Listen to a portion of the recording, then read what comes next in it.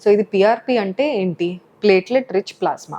అంటే మన బ్లడ్‌లో ఉన్న ప్లేట్లెట్స్ ఏవైతే ఉంటాయో, మన బ్లడ్ ఒక 40 ఎంఎల్ తీసుకొని, అందులో సపోజ్ పర్ ఎంఎల్ మనకొక 2.5-3 లాక్ ప్లేట్లెట్స్ ఉన్నాయి అంటే, అవన్నిటిని ఒక 10-15 లాక్ ప్లేట్లెట్స్ పర్ ఎంఎల్ వచ్చేలాగా సెంట్రిఫ్యూజ్ చేసి కాన్సంట్రేట్ చేస్తాం.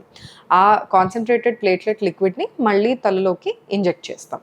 సో ఇవి ఎందుకు చేస్తున్నారు? దీనివల్ల ఎంతవరకు యూజ్ ఉంటుంది అంటే, ఎవరికైతే ఆల్రెడీ అంటే ఇప్పుడు జుట్టు రాలడానికి మల్టిపుల్ కారణాలుంటాయి. కొంతమందికి బట్టతల జెనెటిక్‌గా వచ్చినప్పుడు రాలొచ్చు. కొంతమందికి విటమిన్ లోపాల వల్ల రాలొచ్చు. కొంతమందికి స్ట్రెస్ ఎక్కువ ఉండడం వల్ల రాలొచ్చు. సో ఇలా దేనివల్ల అయితే జుట్టు రాలుతుందో, ఆ కండిషన్‌ని మనం ముందరగా ట్రీట్ చేసుకొని, అప్పుడు పీఆర్పీ చేసుకుంటే దానివల్ల ఉపయోగం బావుంటుంది. అలా మనం కండిషన్‌ని ట్రీట్ చేయకుండా ఓన్లీ పీఆర్పీనే ట్రీట్మెంట్‌గా తీసుకుంటే ఒక్కొక్కసారి అది పని చేయకపోవచ్చు. ఆర్ పని చేసినా టెంపరరీగా అంటే ఒక నెల, నెలన్నర పాటు దాని ఎఫెక్ట్ ఉండొచ్చు. మళ్ళీ జుట్టు రాలడం అనేది యాజ్ యూజువల్ స్టార్ట్ అవ్వచ్చు. సో పీఆర్పీ అనేది యూజ్‌ఫుల్లా అంటే డెఫినెట్‌లీ యూజ్‌ఫుల్.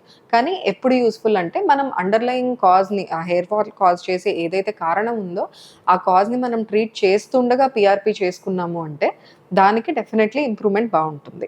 సో ఇప్పుడు తలలో ఇంజెక్షన్స్ అనగానే చాలామంది భయపడతారు. సో అలా కానీ ఆ ఇంజెక్షన్స్ అనేవి చాలా ఫైన్ ఇన్సులిన్ నీడిల్‌తో చేస్తాము. ఒక 2 మిల్లీమీటర్ల లోతుకు మాత్రమే దించుతాము. నొప్పి కూడా ముందరే మొత్తం నమ్ చేసి ఉంచుతాం కాబట్టి పెయిన్ కూడా అన్‌బేరబుల్‌గా ఉండదు. సార్ట్ ఆఫ్ చీమలు కుట్టినట్టు చిన్న చిన్నగా అనిపిస్తుంది కానీ బట్ పీఆర్పీ అనేది పెయిన్‌ఫుల్ ప్రొసీజర్ కూడా కాదు. సో పీఆర్పీ ఎన్ని రోజులకు ఒకసారి చేయాలి అంటే యూజువల్లీ నెలకొకసారి ఒక 4-6 సార్లు చేస్తాం. కొంతమందికి మైల్డ్ హెయిర్ లాసే ఉంది. జస్ట్ ఆ హెయిర్ లాస్‌ని కంట్రోల్ చేసి ఇంప్రూవ్ చేయాలి రీగ్రోత్ అనుకుంటే గనక అప్పుడు ఒక 4 సెషన్‌లు సరిపోతాయి. ఎవరికైతే ఇంకా ఎక్కువ ఉంది బట్టతల బాగా కనిపిస్తోంది అంటే వాళ్ళలో రీగ్రోత్ ఇంకా ట్రిగ్గర్ చేయడానికి 6-8 సెషన్ల వరకు కూడా చేయొచ్చు. So PRP useful. కానీ మనం కారణం ట్రీట్ చేసుకుంటూ అది చేసుకోవాలి. అండ్ మధ్యలో అంటే 1-2 సార్లు చేసుకొని ఆపేయడం అలా చేస్తే దాని ఎఫెక్ట్ పూర్తిగా రాకపోవచ్చు. సో దాని గురించి ప్రాపర్‌గా ఒకసారి డర్మటాలజిస్ట్ ఎలాగైతే సజెస్ట్ చేస్తారో అలా చేసుకోవడం బెటర్. తర్వాత మీరు ఎప్పుడు పీఆర్పీ చేసుకోవాలని డిసైడ్ అయితే గనక ఒక ప్రాపర్ డర్మటాలజిస్ట్ దగ్గరికెళ్ళి ఇది సజెషన్ తీసుకోండి.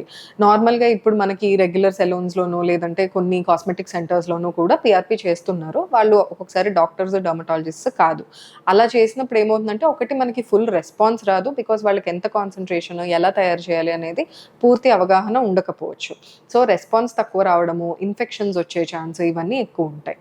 సో ఇన్ కేస్ పీఆర్పీ చేసుకోవాలి అంటే ప్రాపర్‌గా డర్మటాలజిస్ట్‌ని కలిసి మీ హెయిర్ ఫాల్‌కి కారణం ఏంటనేది చూసుకొని దాన్ని ఇంప్రూవ్ చేసుకుంటూ పీఆర్పీ మొదలుపెట్టుకోవడం బెటర్.